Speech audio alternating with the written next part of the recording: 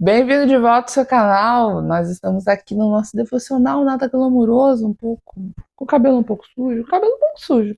Mas vida real é assim, devocional na vida real é desse jeito, a gente senta, lê e medita na palavra de Deus.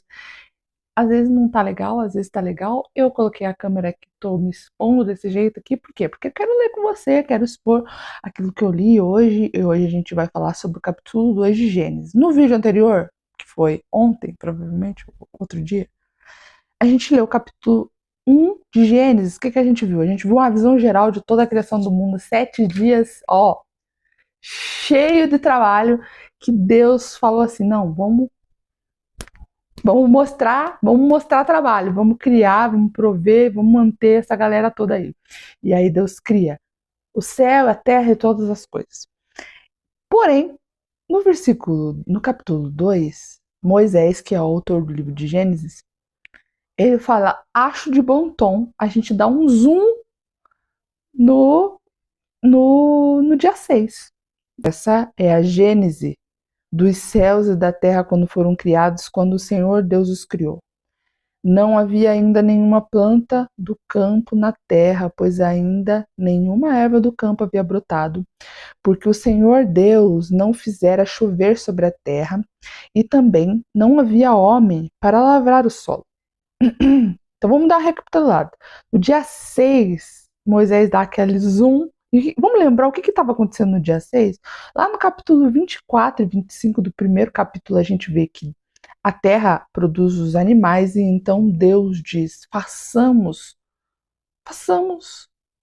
um homem e uma mulher à nossa imagem e semelhança. Aqui também, um dia antes, um dia não, dois, três, lá no dia 3, Deus tinha falado à terra também. A terra produziu os animais e a terra produziu a erva, a gente já sabe disso. Mas lá no dia 3, Deus tinha mandado que a erva, as plantas e todas as coisas sejam criadas pela terra. Então, a erva deveria ser criada pela terra. Isso aí você sabe. Mas nascer uma planta, não é um dia para o outro, minha filha. Demora para crescer. E aí, aqui aparece Moisés falando exatamente isso aí. Para crescer uma planta, não é assim do dia para a noite, não. Ainda não tinha germinado, não tinha brotado ainda. Por quê? Porque Deus não tinha feito chover sobre a terra, só tinha uma relva, uma neblina, só tinha uma neblina que passava ali, e outro homem não estava nem sendo criado ainda para poder cuidar do solo. Então, ele falou: então vamos ver como é que Deus criou o homem. Então, no versículo 7, ele diz: versículo só 7. Então formou o Senhor Deus ao homem do pó da terra, lhe soprou nas narinas o fôlego de vida, e o homem passou a ser alma vivente. Então, depois de ordenar tantas coisas, Deus ordenou para que as águas criassem animais, que a terra produzisse erva, que se criasse os luzeiros, ele ordenou, mas na hora de criar, ele mesmo arregaça a mão, coloca a mão no barro e faz o homem. E aqui é interessante que lá no primeiro capítulo, que é a visão geral, ele fala, Deus criou o homem e a mulher e é isso aí. Não, aqui não, ele fala assim, não, Deus criou o homem. Depois que ele criou lá, fez o bonequinho de barro que a gente viu nos desenhos, lá quando a gente é criança, fez um bonequinho de barro. Ele soprou-lhe a vida, então, alma vivente. E então o homem é corpo, alma e espírito. Então não tem comida, né? Porque se a erva não tinha brotado ainda, como é que a gente vai fazer? Deus pensou nisso. Ele plantou um jardim na direção do Oriente e pôs nele o homem que havia formado. 9. Do solo fez o Senhor brotar toda a sorte de árvores agradáveis à vista e boas para o alimento. E também a árvore da vida no meio do jardim e a árvore do conhecimento do bem e do mal. Então o solo brotou toda sorte de árvore. Imagina todas as frutas mais deliciosas do mundo. Eles estavam nesse jardim. Deus criou esse jardim para manter o homem, já que a terra ainda não havia brotado. E ele coloca esse homem lá. E lá no meio desse jardim tem uma árvore da vida. Eu acho interessante essa passagem porque todo mundo fala da árvore do conhecimento do bem e do mal, mas ninguém fala da árvore da vida. Ela estava disponível, mas o povo fala e fala e fala e fala só sobre a árvore do conhecimento do bem e do mal, tá? Ela estava ali. Haveria uma ordenança depois, nós vamos ver no decorrer do capítulo, a respeito dessa árvore do conhecimento do bem e do mal, mas a árvore da vida estava ali. Não haveria, ele poderia comer de qualquer árvore. Ele não escolhe, ele escolhe desejar aquilo que ele não tem. E aí todo mundo fala, mas por que Deus? Por que Deus plantou uma árvore que ele não podia comer? Por que Deus foi colocar uma árvore logo ali? É como se não pudesse conter-se, né? Mas Deus também plantou a árvore da vida. É sempre assim. Todas as coisas que Deus faz são perfeitas e agradáveis. E Ele sempre coloca a opção. Aí, aqui, ó. A árvore da vida, viu? E aqui, a árvore do conhecimento do bem e do mal. Essa que você não pode comer. O restante das árvores, de tudo. E por que que Deus, e por que que Moisés é revelado através de Deus sobre a árvore da vida? Ele poderia dizer, ele plantou toda sorte de árvore e daí tinha a árvore do conhecimento do mal, do bem e do mal. Não poderia nem ter dito da árvore da vida. Mas ele coloca isso porque essa parte é importante. Deus coloca ali, no meio do jardim, a árvore da vida. E aí a gente tem a sequência de 5 capítulos, que falam sobre.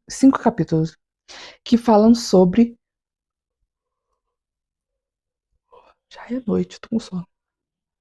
Fala sobre a localização geográfica do Jardim do Éden. Vamos ler. Verso 10. E saía um rio do Éden para regar o jardim, e dali se dividia, repartindo-se em 4 braços. Primeiro chama-se Pison, e é o que rodeia a terra de Avilá, onde há ouro. O ouro dessa terra é bom. Também se encontra lá o bidélio e a pedra de ônix. O segundo rio chama-se Gion e é o que circunda a terra de Cush. E o nome do terceiro rio é Tigre e é o que corre pelo oriente da Síria. E o quarto é o Eufrates. Por que ninguém foi procurar ainda? Nós bem sabemos que tem um rio Eufrates. A gente vai saber que a localização exata do Jardim do Éden hoje não existe mais, não tem como se achar. Não procura, tá? Não procura que você não vai achar. Então a gente vê a primeira ordenança. Veja que até aqui não havia ordenança, tá? Até aqui nenhuma ordenança é registrada. Vamos ler. Tomou, pois, o Senhor Deus ao homem e colocou no jardim do Éden para cultivar e guardar. Deus, e o Senhor Deus lhe deu essa ordem: de toda a árvore do jardim comerás livremente, mas a árvore do conhecimento do bem e do mal não comerás, porque no dia em que dela comeres, certamente morrerás. Então aqui vem a primeira ordenança. A primeira ordenança é: não coma da árvore do bem e do mal.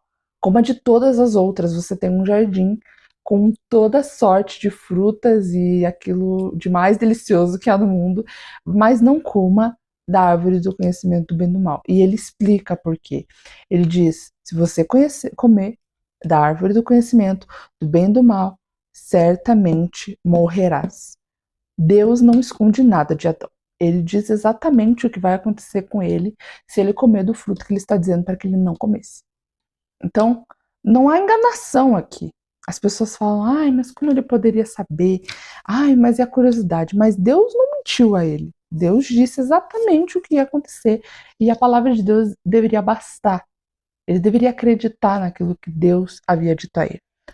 E então acontece uma coisa que é um pouco intrigante. Por quê? A mulher, ela não aparece até aqui. E ninguém fala da mulher, é só o homem. Deus criou apenas o homem. Mas, apesar de todo esse tempo, Deus falar, ó, tudo que eu criei é bom, hein? Eu sou o cara, tá tudo 10/10, tudo top, tudo massa, tudo ótimo. Chega num momento, no versículo 18, no capítulo 2, que ele diz assim: não é bom. Vamos ler. Disse mais o Senhor Deus: não é bom que o homem esteja só. Então, far-lhe-ei uma ajudadora que lhe seja idônea. Perceba. Vamos ver a outra tradução aqui, porque eu li uma tradução ontem que eu gostei também. Quer ver? Versículo 18? Versículo 18 aqui. Então declarou Yahvé. Olha, até a tradução é até diferente. Então declarou Yahvé, o Senhor, não é bom que o ser humano viva sem companhia de um semelhante. Farei para ele alguém que o ajude e lhe corresponda. Olha que lindo. Deus fala da mulher, a primeira vez que Deus fala sobre a mulher, ele fala sobre um semelhante a Adão. Perceba, não é um inferior, não é um dominado, não. É um semelhante, compatível, ajudador. Ele fala um ser, e aí é criada a mulher. Mas então, a mulher é compatível, ela é uma companhia, ela é uma ajudadora, ela é uma correspondente. Ela não é inferior. Em nenhum momento Deus diz que a mulher é inferior ao homem. Não é dito essa palavra. Muito pelo contrário, é ajudadora, do lado. É uma companheira. E no versículo 19 e 20, explica por que Deus diz que não é bom. No versículo 19 tem uma historinha que ele conta dos primeiros dias ali, dos primeiros momentos de Adão no Éden. Havendo, pois, o Senhor Deus formado da terra, todos os animais do campo e todas as aves do céu, trouxe ao homem para ver como esse lhe chamaria. E o nome que o homem desse a todos os seres viventes, esse seria o nome deles. E deu nome o homem a todos os animais domésticos, às aves do céu e a todos os animais selváticos, para o homem. Todavia, não se achava uma auxiliadora que lhe fosse idônea. Ele olhava e viu os parzinhos. Porque Deus fez todas as coisas de uma forma mantenedora, ou seja, pares para que a reprodução fosse possível e eles fossem fecundos e multiplicássemos. Então, multiplicar, e eles pudessem multiplicar. Então, tinha o leão e a leoa, tinha o par da tartaruguinha, o par dos elefantes, tinha o par de todos os animais, das girafas, das zebras. Mas eu acho que Adão ainda não tinha entendido que Deus não havia criado a Eva. Então ele procurava a semelhante a ele, a compatível a ele. Será que fala assim na King James? Vamos ler. King James diz compatível no versículo 18.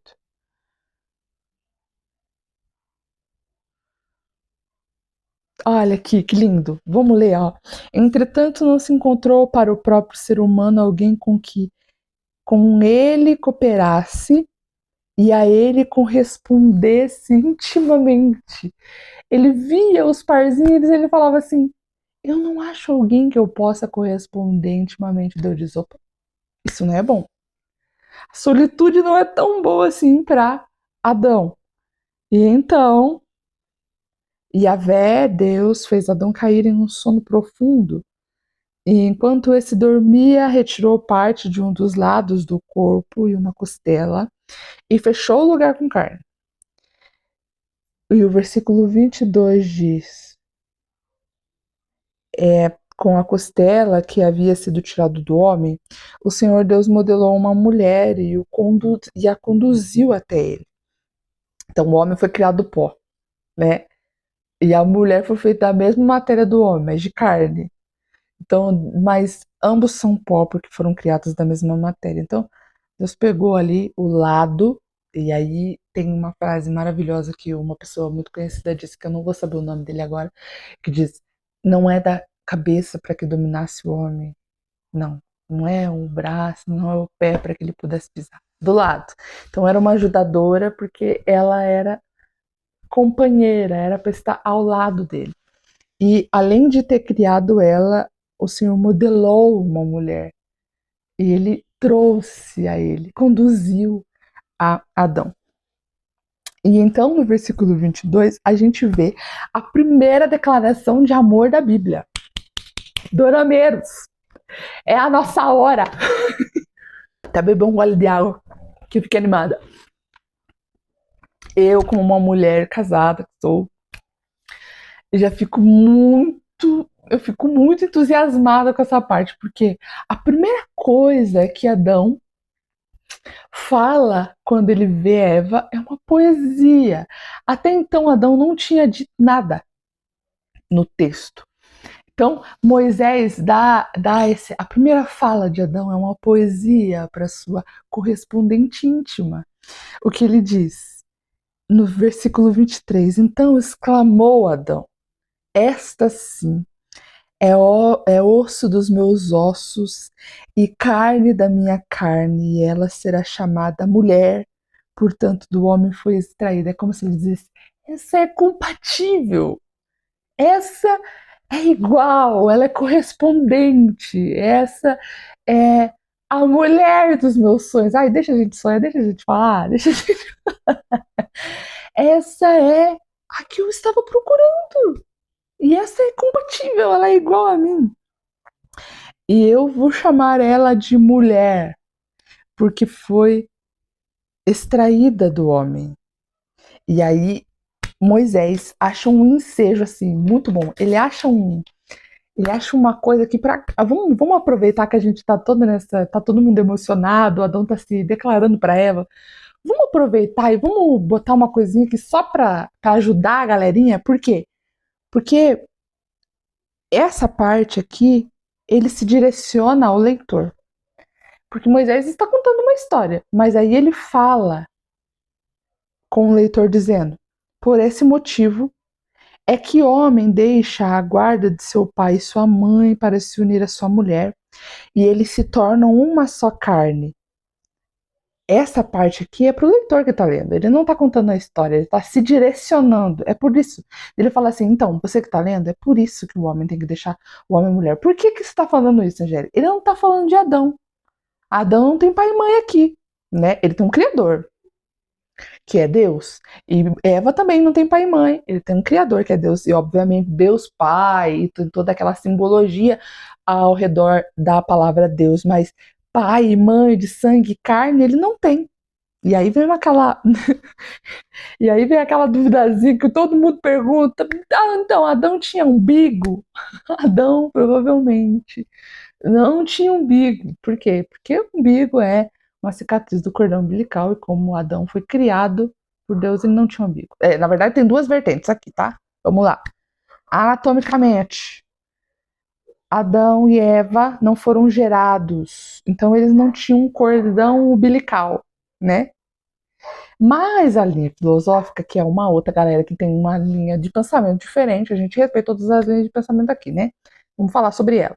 A linha de pensamento filosófica diz que Deus fez Adão com umbigo e Eva também, porque essa é a anatomia geral do ser humano. Isso é um argumento filosófico e não textual, não está no texto.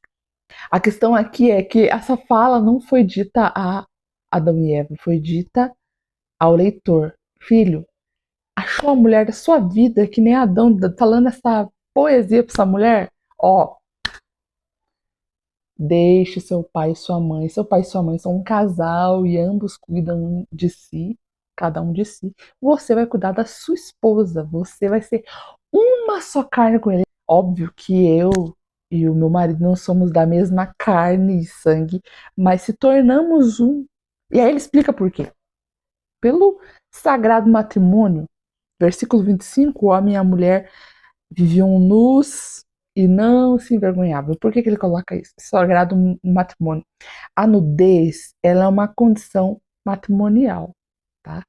Se você anda vendo seu namorado, sua namorada sem roupa, eu tenho pra te dizer que não tá certo, tá? Vim aqui derrubar sua casinha. Não tá certo. Por que não tá certo? Porque a nudez, ela é uma condição matrimonial. Um casal, ali, o casal que estava no jardim do Éden, Adão e Eva, eles estavam nus. Eles não tinham vergonha do seu próprio corpo. Eles não tinham vergonha de olhar o corpo um do outro. Eles se conheciam, eles, eles tinham intimidade, eles tinham conhecimento anatômico geral, porque estavam sem roupa, e não tinham vergonha disso, porque era natural. E aí tem duas vertentes, né? A vertente para você e pro seu namorado, que estão se vendo sem vestimentas, que não pode, porque isso é guardado ao matrimônio, a nudez. E aos casados que não estão vendo tudo que deveriam ver, porque isso está reservado ao sagrado matrimônio. O versículo 2 termina assim, uma coisa linda, tá ali, uma poesia de amor, um conselho filosófico de Moisés e uma harmonia. Olha, dois seres humanos perfeitos, um homem e uma mulher, num lugar maravilhoso, com tudo que ele pode comer, com todos os animais. Eles tinham um propósito, tinham provisões, e estavam em perfeitas condições, em harmonia e compatibilidade, mas isso não era suficiente. Isso está prestes a acabar. No versículo 3, que fica próximo capítulo, para o próximo devocional. Espero que esse vídeo tenha edificado sua vida, edificado a sua mente e que Deus tenha falado do seu coração. Eu te espero no próximo vídeo, menino. Até a próxima. Fui! Beijo!